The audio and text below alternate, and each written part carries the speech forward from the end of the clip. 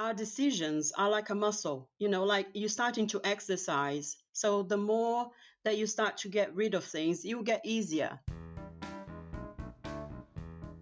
Hi, I'm Kesia Hosking, and you're entering a world gone good. Well, hello and welcome. My name's Steve, and I'm so happy you're here and ready to get your good on. World Gone Good keeps growing thanks to listeners like you. If you want to help us spread the good, please, yes, by all means, share our link with your friends, post on your social media, subscribe, rate, and or review. We thank you for sharing our good show with all the good people you know. Today is a first, and it's a big first. Our good is going international. So buckle up because we're about to cross the pond. Well, at least I am because I'm in California. I don't know where you are. And, right at the moment, it's about me, I guess. So we're going off to jolly old England. Kesia Hosking is the green domestic fairy, and she's here to help us clean up our path, organize our future, and share her own brand of good. Kesia Hosking, you are my first international World Gone Good victim. Yay!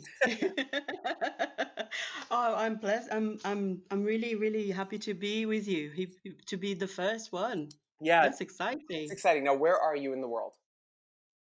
I am in London, in the United Kingdom at the moment. Yeah, but I am from Brazil, and I've been living here for about 18 years. Wow. What made you move to London? Oh, the language. So when I was studying in Brazil, I was studying to become a teacher, English teacher and a Portuguese teacher. And I've been kind of I've been learning English since I was 3 years old. I've been going to private school and everything because I just always loved the language.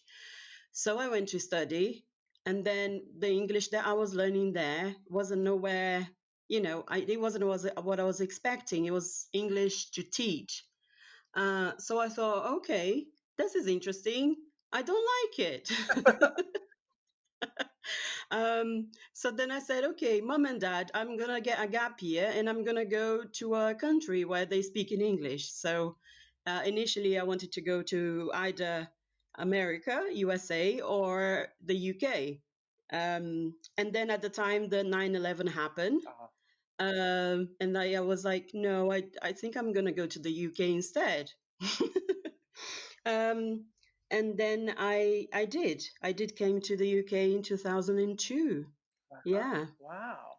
Um, but then you know what life is like, Stephen, is like, they send you somewhere and you have that intention, and then destiny or God, she has got another plan, um, and then I'm here. I've been here since then. I met my husband basically, and then I just decided to stay. We decided to stay here. Isn't that amazing? So it did work out Yeah. perfectly. It was meant to be. Yeah, absolutely, absolutely. And I'm sure that if I gone to USA, you're going to, where you are, I would be really happy. But I would have not had the life that I have here now, which I think is pretty amazing as well. You know. Have you been to the United States? No, I Okay. haven't. We plan to go this year, but then but then COVID Sure, hit. sure. So we just, yeah, we are still. I still want to go to New York. I would love to go to New York. I would love to go to California. Yeah, Cool. and You stop on by here in Santa Barbara, or we'll come down to Los Angeles and we'll take you around. And amazingly, same situation for us.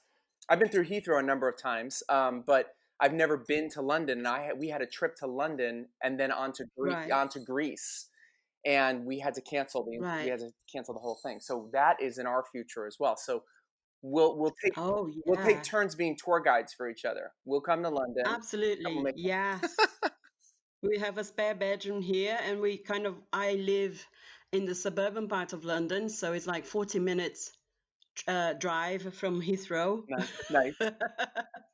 So yeah, definitely do come. Absolutely. Now, you are a professional organizer and sustainable cleaning coach, and there's so much to dive into here. How did you get from wanting to be a teacher and learning English to cleaning up people's disgusting messes and habits?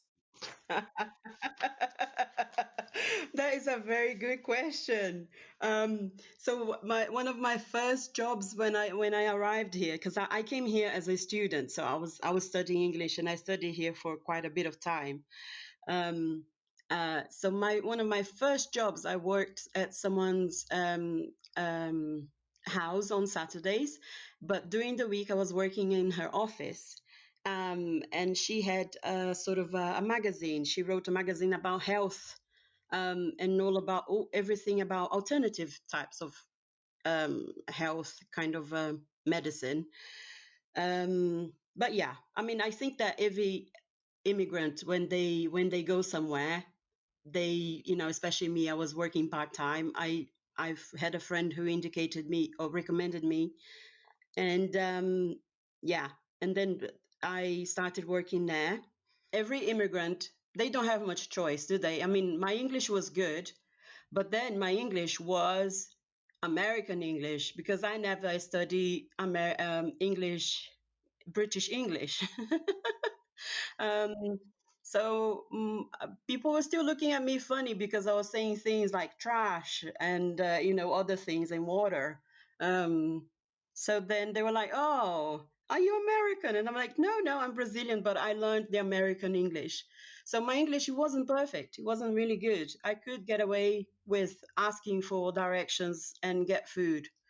So then that was the first job that I started. I started working as a cleaner in that office.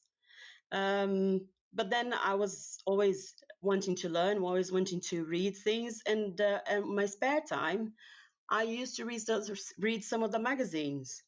And there was a lot of stuff that I read there on the magazines. They were like, "Oh, this is interesting."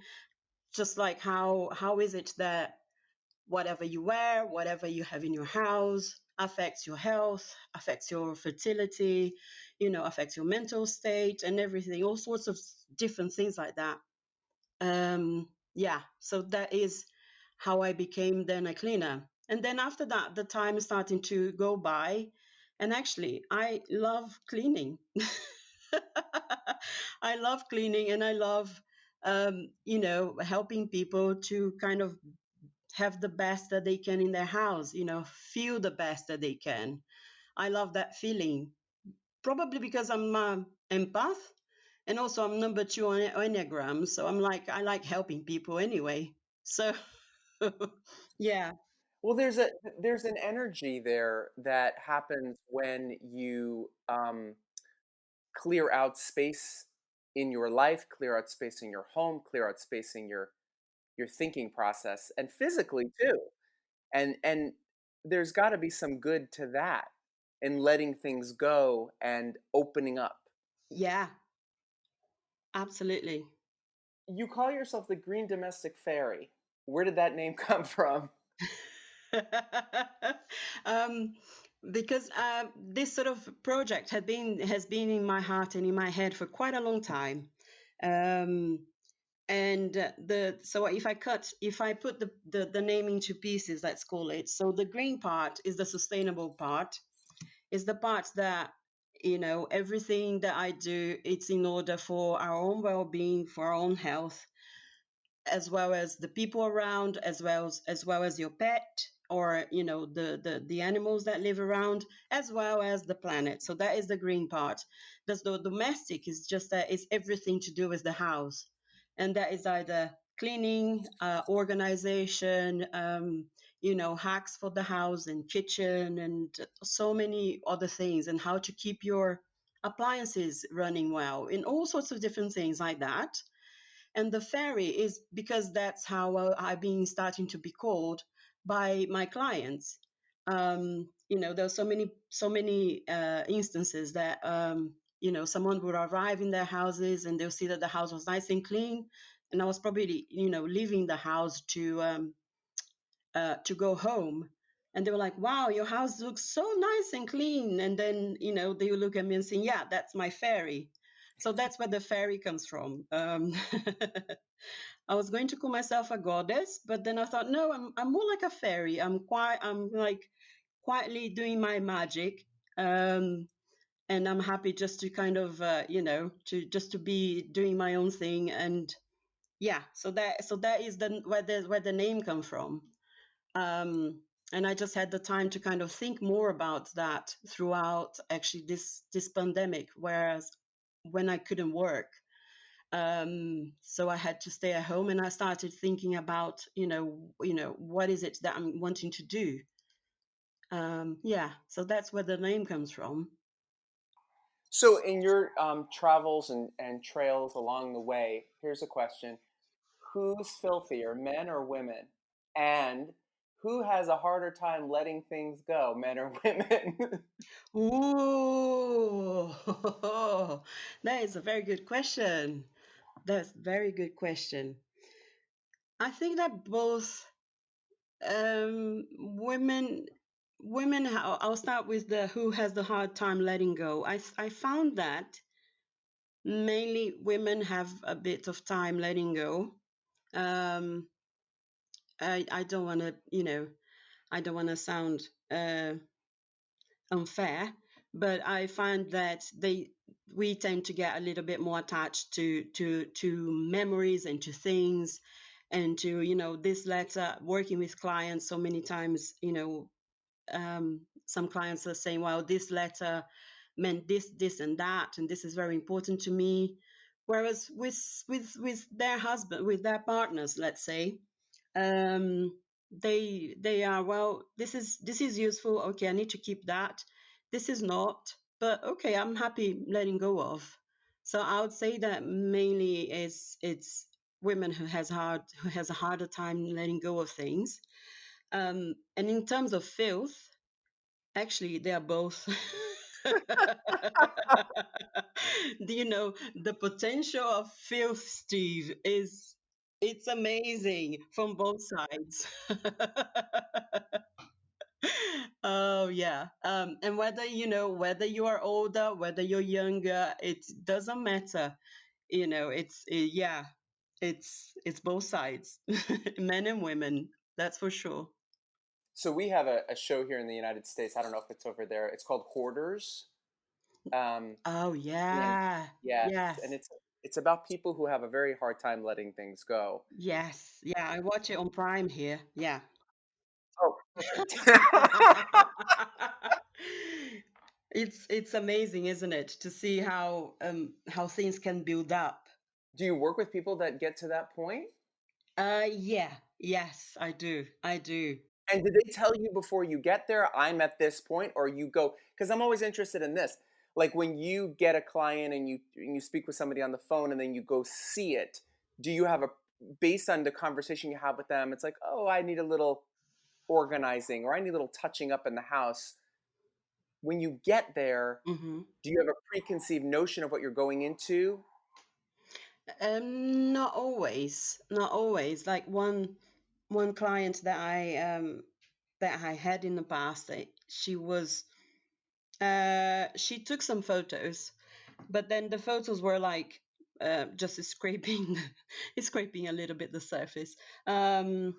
But yeah, I usually don't. I need to usually go and see it, really. And then we can do the sort of see what their priorities are, or, well, in that case, it's just starting to clear up, isn't it? So we're kind of okay. I kind of throw myself at the deep end. Well, you're bold. I mean, that's part of the journey. It is, yeah, it is. But I always have that kind of prepared in my head. So when I get there, and if it's less than I was expecting, then yeah, that's a gain, and that's good. And do you have um, like do you have a game face that you have to keep on? I mean, you don't want to like hurt somebody's feelings. And I think to some degree, somebody knows, like, oh my God. yeah, absolutely. I always, when I do that, whatever house I go into, Steve, whatever situation they're in, there's absolutely no judgment. We meet people where they're at. And I have learned to kind of keep calm. The British old slogan, isn't it? Or logo, I don't know how you say it. Keep calm and carry on. You get there and you assess a situation, right? And then you're seeing in yourself, this is a, and I'm making guesses here, but you tell us, this is a 4 hour job. This is a 2 hour job. This is a 3 month job. And on that note, what is an average? I mean, I guess it depends on each situation, doesn't it? It does. It does. And also, it depends on their priority because there are many times where some people have, oh, I want you to do the whole house. Hmm, hmm. Uh, and we just can't do that in so many hours. Sometimes we do need sessions of, let's say, three sessions of 3 hours or even more sometimes. But I always go with that, what their priorities are. What is it that is really bothering them? Let's say in an example of a house that is not a hoarder, then that's how I would do it. If the house is, it's cluttered, then we go and have a chat with the person, and I ask what is their priority, what is it that really bothers them? Because there's always, I don't know about you, but there is always something, Steve, in our houses that really bother us. That if that thing is not quite right, Hmm, it hmm. it's just really it's nagging, right? I don't know if you can relate to that. So Sure. that's what I wanted to get at first with the client, and then we work out a plan to, if they wanted to reach out the whole house, if they wanted to clear and to declutter and organize that whole house, we work out a plan together. And then that can go for months. Yeah, and that goes according to their needs as well, or how much they can afford and everything. So interesting. So, because this show is going to air in the new year, what are some tips, good tips, that you can give our listeners in terms of decluttering and letting go and opening up for what's to come? So I would say tip number one: focus on one place, small. Focus on one place, small. Start with a junk drawer. Start with a junk drawer. Put a timer on. Let's say put 25 minutes or half an hour, a short amount of time as you're starting to, because our decisions are like a muscle, like you're starting to exercise. So the more that you start to get rid of things, you get easier. So then you start with what is easy, number one. Set a time so you don't burn out and then you think, I don't want to do that ever again. Tip number three would be put some music on. Make the house a feel good thing, even though it might be that it's a little bit, painful or is dragging. It takes too long. Put some music on. And number four, if possible, put the phone away. Take all Right, distractions. right. That's what I would say. Yeah. Well, I think what you're speaking to as well is that there is an overwhelming factor that can play in here when you look at something that's like so big to accomplish, and it's so smart to just take little pieces and allow yourself, like Yeah. like anything, like you just said, it's like going to the gym, like, or going shopping. If you're not going to go to the gym for, you want to get in shape, you're not going to go to the gym for 24 hours a day for 3 months. You're going to go to the gym for an Yeah. hour a day and put in the time and come back tomorrow. Yeah.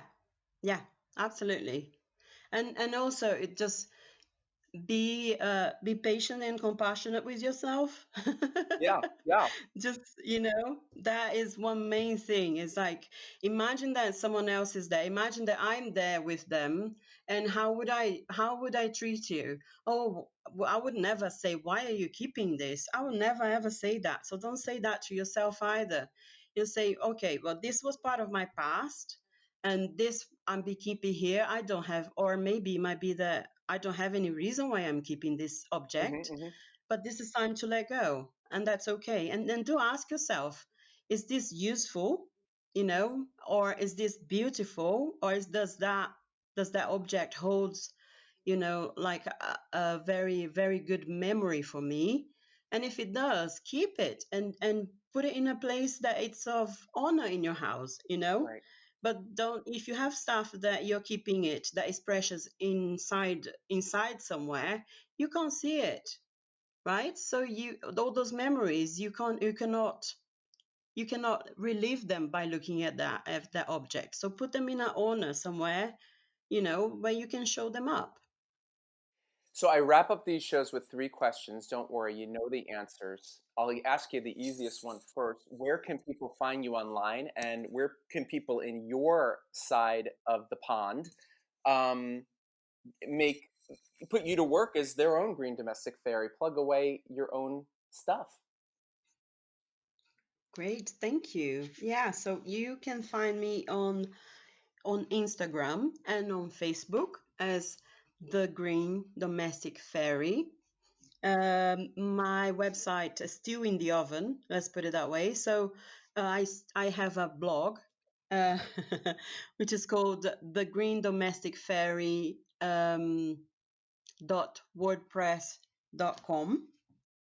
Question number 2. It can relate back to what we've talked about or anything. It's a simple question. Who inspires you? Yeah, well, who inspires me is actually my mom.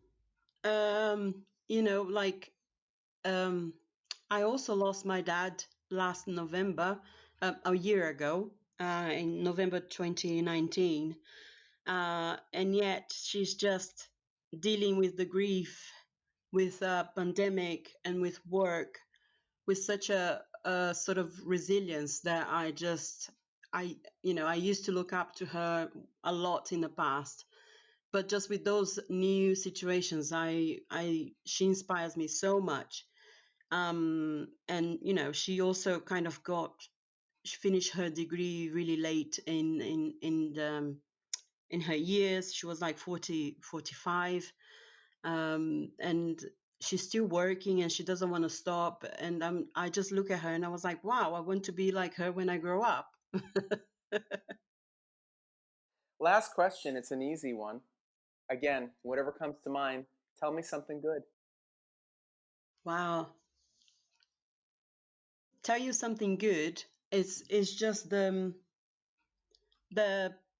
persistence of hope. I can see that in the place where we are right now, with a pandemic, with so much stuff happening in the world, and it's just the persistence of finding the hope of humanity, basically. So that's really what I think is great. I know it's a little bit fairy like. It's not something very, very real, but I don't know if you think the same, that I just can see so much good despite so much chaos around the world, that I think that is something to give us hope.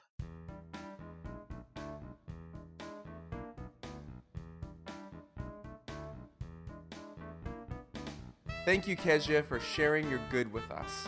As I told you before we started recording, our trip to London was canceled last year due to the pandemic, and you better believe we are coming your way later this year.